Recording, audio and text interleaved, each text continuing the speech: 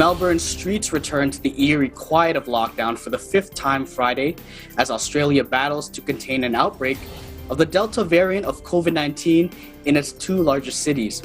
More than 12 million Australians are now under stay-at-home orders after Melbourne residents began their first day of a snap lockdown, joining Sydney-siders already deep into weeks-long restrictions.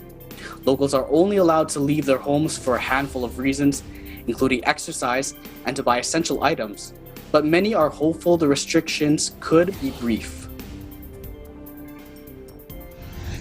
Absolutely, especially in traffic as well. The roads are so much quieter than they normally would be at this kind of time. Yeah, I was here yesterday and it was just a massive difference, yeah. I'm still on holidays at the moment for uni, but it does go back on the 26th, yeah, I think. So we're like hoping that it will be back on campus. Yeah, before then, just before pracs and stuff start, because it did suck having to do all those online not last semester, but the semester before that, yeah.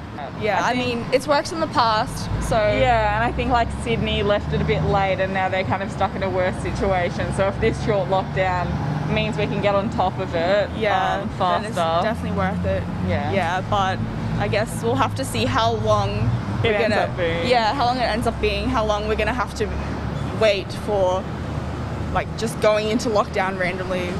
I don't know. Authorities around the country are desperately working to track, trace, and prevent cases from spreading through a largely unvaccinated population. Melbourne recorded 6 cases of the virus Friday, all linked to known clusters, with the outbreak now at 24 infections. But a growing number of exposure sites, including a recent Australia versus France rugby match in the city, were fueling fears among the authorities that thousands could have been exposed to the virus. In Sydney, the epicenter of the latest outbreak, official numbers showed the virus was still moving undetected in the community as daily cases climbed again to just under 100. New South Wales Health Minister Brad Hazzard says, "It's a dangerous, dangerous variant, and it's there, after all of us, and we all need to take care." Sydney's lockdown is set to continue for at least 2 more weeks as authorities try to curb the community spread. The outbreak has now passed 1,000 cases in a month. Australia has been widely lauded for its early handling of the pandemic and successful COVID-0 strategy, achieved mainly by the country largely closing its borders to the world since March of last year. But a painfully slow vaccine rollout has left just 10% of the population protected, as many other developed nations are starting to reopen. Probably the idiocracy of people not respecting the rules to some degree and breaking those rules, which has now caused this outbreak today.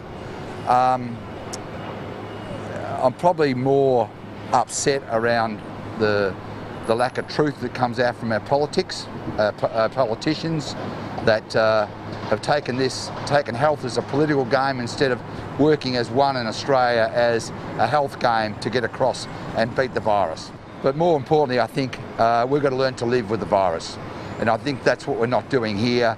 Everything that sort of comes out at the moment, we sort of just go reactive into let's lock the place down. What's not being understood is the mental health and the business impact. If you look around the city today, there's no one here. The city's asleep. And all of a sudden we go 2 steps forward and we go 15 steps back. So the only way out of this I see is go and get the jab. And as soon as we get the jab, as soon as we start to move on.